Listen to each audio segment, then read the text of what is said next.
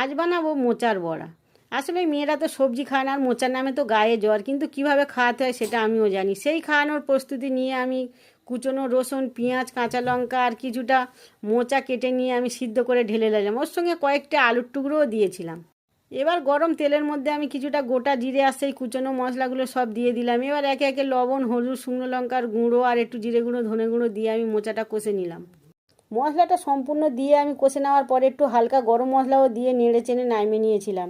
এটা আমি পুর হিসেবে ব্যবহার করবো। এবারে আমি একটু বেসন, একটু লবণ, একটু হলুদ আর সামান্য বেকিং পাউডার দিয়ে একদম অল্প অল্প জল দিয়ে বেসনটা মেখে নিলাম। এদিকে আমার সেই মোচার পুরটা একদম জুড়িয়ে গিয়েছিল। আমি এবার একটু শেপ দেবো বলে একটু ডিম ডিম আকৃতি করেছিলাম। এবার কড়াইয়ের মধ্যে আমি কিছুটা সাদা তেল দিয়ে এবার একে একে সেই বড়াগুলো সব ভেজে নেব।